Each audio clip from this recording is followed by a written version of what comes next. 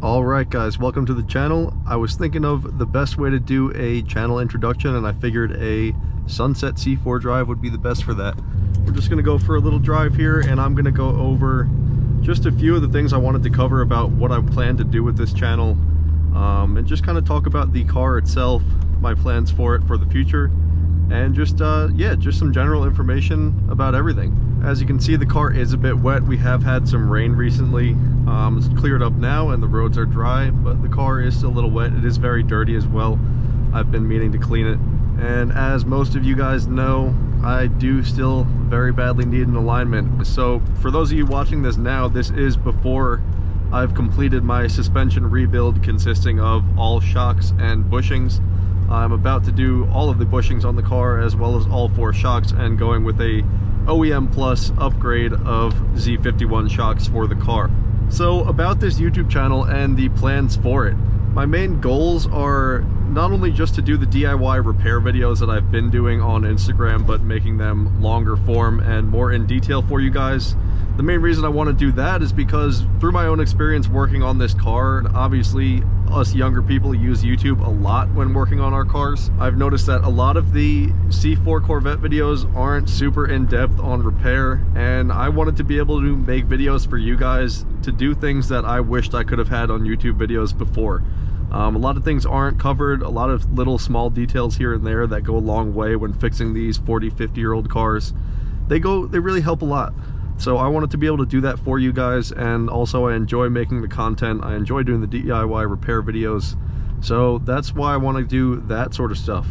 Along the lines of my everyday adventures with this Corvette and my 97 Suburban, I would just like to capture stuff for not only my own watching and my own future to look back on, but a lot of you guys seem to want to see that stuff as well. A lot of you say you wanted me to start a YouTube channel, you saw some of the long form content that I was posting, and you tell me that you would like to see more, and just generally what I do on a day-to-day basis with this car, as well as my Suburban. So that's what we're going to be doing in terms of that. There's still quite a bit of work I want to do to this car. One of the main things, of course, is just how it's running in general. As you can see, my idle is around 550 to 570 RPM while in gear, which isn't too bad. It doesn't fluctuate much, but there is a good bit of sort of a stumble and vibration at idle. As you can see though, it is running decently overall. There is a slight hesitation that I notice under a few certain circumstances, particularly flooring it from a stop. There's a big hesitation. And also there's a little bit of a hesitation when just kind of doing a regular pull, and it eventually will kind of almost tune itself up and get back to normal acceleration, but there is a hesitation there. And as far as right now, I'm chalking that up to my fuel system. I most definitely do have a bad fuel pressure regulator, and after 40 years there's pretty much no way my injectors are running at 100% efficiency. So as far as engine work, my next steps are going to be both fuel injectors and the fuel and pressure regulator, as well as just a general top end rebuild of the intake manifold and plenum while I'm in there. It would be a bit silly not to clean things up. So that's my plan engine wise. That's going to be after the suspension. I have a whole lot of work to do, a lot of things that I've been saying I'm going to do and that I don't get around to. Of course, life gets in the way for all of us. I have been particularly busy even this summer, and I start school back, my last year of school that I'm starting in about 3 weeks from now, and that's after the special trip I'm taking, which I haven't told you guys about yet. I am heading off to the Corvette Museum down in Bowling Green, Kentucky, with a bunch of other C4 Corvette creators and just a bunch of other Corvettes in general. This happened to be perfectly lined up. We didn't even know it happened to perfectly line up with an event called the Corvette Caravan. I didn't even know it was a thing, to be honest, until recently. Apparently it's basically a mass road trip of Corvette owners from all 50 states who decide to drive down to the Corvette Museum during the same week, which is pretty awesome to me. It sounded like a once-in-a-lifetime kind of thing. It's once every 5 years, but I'm not sure if I'll ever get a chance to do it again over the next maybe 2 or 3 times that it happens, so I really wanted to do it. And this is the C4 Corvette life. As you can see, there's some road noise, there's some creaks and rattles. You know, it's not the most plush and comfortable. It's not a 70s Cadillac, but boy are these cars fun. They take turns so well. They're not crazy straight line speed cars as we know, but they do get up and go, especially for their age. They really aren't too horrible, I gotta say.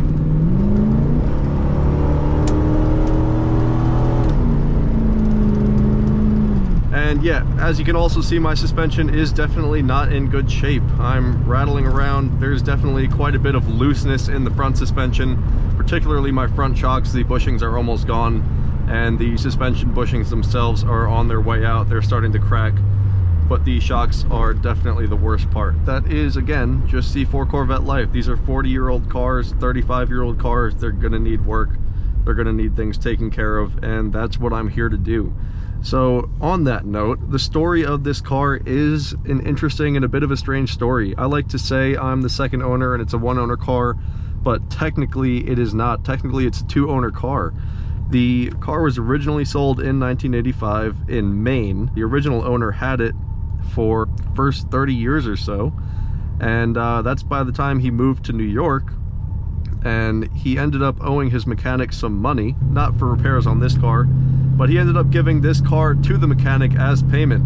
The mechanic was a friend of his, and he decided to help him out by not needing the full amount of the repair bills that he had owed. So he decided to take the car as payment, and that's how that previous owner got it. The guy I bought it from, he was an older guy. He was a GM mechanic in the 80s. He worked on these at the Chevy dealerships, and that's how he acquired the car. But he, because of that, never really had much of an interest in the car. He didn't go out and buy it himself. He sort of just acquired it, and for that reason it sat for 12 years at his shop, right outside in the parking lot. It never moved. He never really drove it. So that's why in my Instagram comments you see me all the time saying my car sat for 12 years before I bought it. And it still amazes me to this day how it somehow just started right up. We put some fresh gas in it, and we drove home 2 hours to my house on the battery that was in it, gave it a jump start. I never turned the car off because I was afraid the battery would not be able to start it back up, and it did it. Drove home 2 hours, and all I had to do, I placed the battery, I changed the oil, and then after that it was the oil pressure sender blew a pretty massive leak. I almost ran the car dry, but once I did that, the car was in good shape. It daily drove for 10,000 miles. I daily drove it to my college campus every single day, which is right here, by the way. I drove it to and from, sometimes multiple times a day, and like I said, 10,000 miles on the car in a year, and that was after sitting for 12 years straight. So that's the 350 small block for you. They do just really get up and go. The car did have 41,000 miles when I bought it. As you can see, maybe you can see, I'm not sure, it's got 51,367 right now. Like I said, I put 10,000 miles on it in the last year. I've owned it for just over a year. I bought it last May. It's currently August, so a year and 2 months or so. And the car has just been amazing. It's been worth every penny I paid for it. I did not pay very much. It was under $5,000. And I am every day more than happy for the price I paid. I would not go back and pay less or offer less. That was a fair price. I honestly got a pretty damn good deal because this car is a bit of a unicorn. It's just been consistently reliable. It's got its small issues, but nothing really major. It's never once left me stranded. I've taken it on road trips. I've taken it to Boston, to Maryland, to Connecticut. I'm from New York, by the way. Longest drive I've taken it on was through traffic to Maryland. That was about 8 hours, and it just kept on chugging. It didn't overheat a single time in traffic. These things do run hot. The fans turn on at 225 degrees Fahrenheit. As you can see up here, coolant's at 175 right now. Oil's at 80. I could switch over to oil pressure here, which we are at 60 PSI.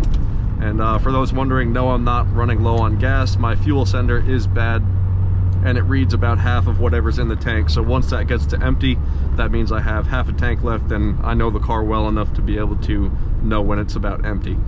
But no, we aren't out of gas. I'm gonna go ahead and turn around here. I don't want to go too far from home. But yeah, I wanted to give an introduction for this YouTube channel. Like I said, I am going to be doing quite a number of things on here. A lot of it's going to be the DIY repair videos, but I am going to be doing just kind of my everyday life in here. I plan to take you guys to some car shows with the Corvette. Who knows, maybe some truck shows or off-roading with the Suburban. We'll see what we can do.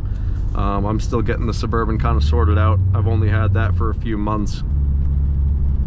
I don't know what that was. Changed his mind last second. But yeah, anyways, there is quite a bit of work to do left. I do love this car a ton. I really can't see myself ever getting rid of it. That was my original plan. I did originally buy it as an investment car because I knew the prices were about to start skyrocketing.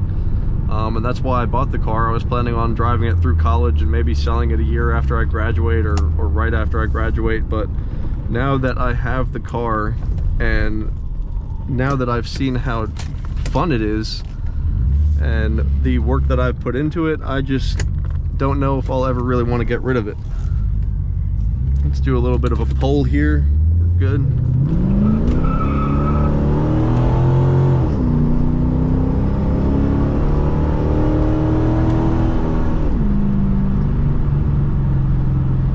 So, you know, it's a 350 small block and it's a 700 R4 hydraulic controlled transmission.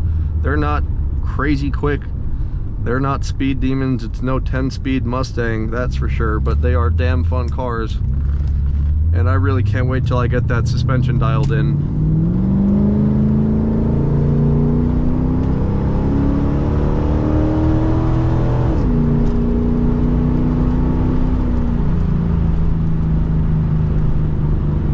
The overdrive lockout is a bit of a handy thing. As you guys know, I do have an automatic transmission, and there is a few reasons for that. For those who don't know, the only manual option for these 80s Corvettes, the 90s ones had the 6-speed ZF6, which is a great transmission, but the 80s cars got what's called the Doug Nash 4+3, which is a regular 4-speed manual plus 3 electronic overdrive gears that are controlled by a push button on the shift lever. It's a bit of a clunky transmission. It is definitely weird, but that's not really, I'm not a huge fan of the way it shifts. I have driven one before. But for me, it was mainly the reliability aspect. The overdrive units are known to fail pretty often. These 700 R4s are quite bulletproof, for those who don't know. It's pretty hard to mess up one of these transmissions, especially on stock power, which for this 1985 is 230 horsepower and 330 pound-feet of torque. That was bumped up to 245 and 345 from 86 and upward up until the LT1 engines in the 1990s. So really not making too much. The torque is about the same as the 90s models, but the 90s ones got the higher RPM redline and with that the higher top end horsepower. So that's why they are a much better fit for that 6-speed manual. Putting a 6-speed in this stock 85 would be a bit of an overkill, to be honest. So what I have done to the car currently, most of you guys know, I'm assuming most of you viewers are coming from my Instagram. Obviously I'm not running stock 1985 wheels here. I have 1996 wheels on this 85 car, and what that does, I am a much bigger fan of these wheels. They are the saw blade design. I like that design a whole lot better, but it also allows me to put much wider tires in the back. I believe stock for this is 255s, it might be 275s, but with these 96 rims I am running 285 wides in the back, which somehow this little 350, it's still able to spin them. I just got new tires. I got Nitto NT 555s, which are summer tires. They're pretty grippy, they're pretty soft. I was not expecting the car to be able to spin them at all, but it does. But the wider tires in the back definitely do make a difference with the acceleration in 0 to 60. Before I got those tires, it would just spin for probably, I'd say, a good 30-40 feet before really getting any grip and taking off. Other than that, the only thing I really have done, other than some minor restoration parts like these window trims are brand new. I put those in last summer, a few other things here and there. Only other thing I have done is my exhaust, which is a chambered catback exhaust by a company called High Flow Performance. I'm just automatically avoiding potholes here. That's kind of what I do. But yeah, it's a chambered catback exhaust made by High Flow Performance. I do love the sound. The only time it drones, as you can hear, is in overdrive at low RPM. We're only at 1300 right now, in a bit of a rut of RPM, and it kind of drones coming out of that. But other than that, it's got pretty much no drone. It sounds very good. As you can hear, I love the sound. It's not too loud, it's not too quiet. This car has been my daily driver for the last year, so I didn't want anything crazy. I didn't want open headers. or a straight pipe, nothing like that. I just wanted something that gave it a little more of a groan, a little more of a rumble, and that's what this exhaust gives me. I likely will do something a little bit more extreme in the future now that I have the Suburban as a daily driver and I don't have to worry about it so much. But for now, this exhaust does me wonders. It's great. I really like it. It's not super expensive. It was about maybe like $700, $800. Nothing too crazy. So yeah, I enjoy it. I do recommend High Flow Performance. They are a good company. I ordered the exhaust and the CEO and founder of the company called me on my cell phone that I included in the order and offered to give me a free t-shirt with the order. He asked for my size. That's the kind of stuff we love to see here in the car community from parts manufacturers. We don't get that too much these days. A lot more corporate parts that we're buying these days, not much small companies, so it's always nice to see that every once in a while.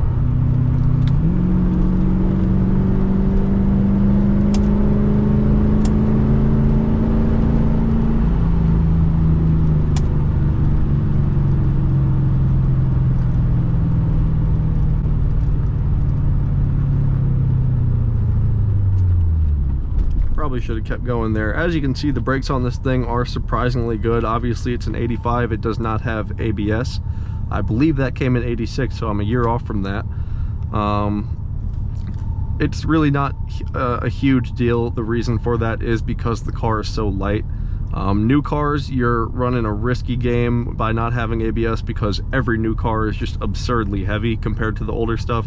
This thing comes in right around 3,200 pounds. So it has a pretty similar braking distance to an average new car with ABS, so it's really not much of a worry. Obviously no airbags either. I got the bread box over here. Not much of a issue for me. I am a safe driver. I like to think I am a good driver. In my mind, airbags are more to keep you pretty and not to keep you alive, so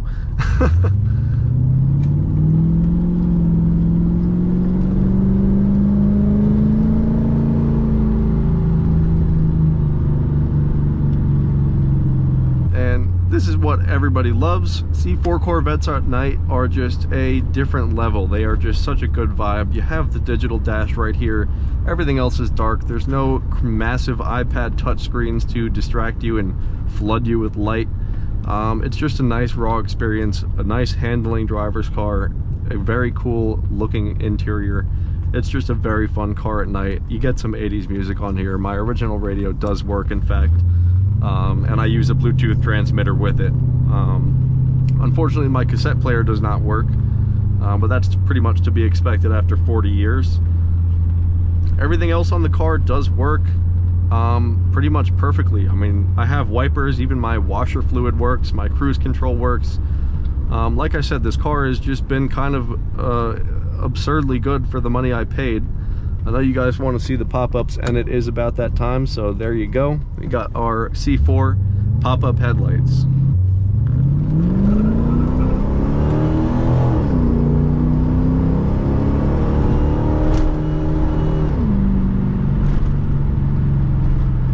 Try not to go too crazy here. I would prefer not to get pulled over. I wouldn't say these cars are slow. I definitely would not say they're fast. I'd say they're in between slow and fast. They come in with a 0 to 60 in about 5.5 or 5.7 seconds, something like that. And that's with a top speed of 150 after a real long distance. They will get up to that speed eventually. So again, they're not slow by today's standards. Of course they're slow, but so is everything else from before 1990. So really not too bad though, all things considered. Well guys, I would say that is my channel introduction. I am new to this whole YouTube thing, so you guys are gonna really kind of have to help me out here. Tell me what you want to see. Again, the main things are going to be the repair videos, my everyday life with this car, road trips and car shows, stuff like that. I most definitely will be doing a kind of road trip vlog of the Corvette Museum trip at the end of this month, and I'm very excited for that. But other than that, let me know what you guys want to see, what you guys don't want to see. Like I said, I am new to this YouTube thing, so you're gonna have to help me out a bit. But thank you guys for watching. Your support means everything to me. Obviously Instagram does not pay us creators at all, so YouTube is sort of my attempt at hoping to get some kind of money so that I can continue the build on this car and continue to push content to you guys that you guys enjoy and that you guys like. So your support does mean everything to me. And like I said, let me know what you want to see, and thank you guys for watching. This is FighterJetVette, and this is my YouTube channel.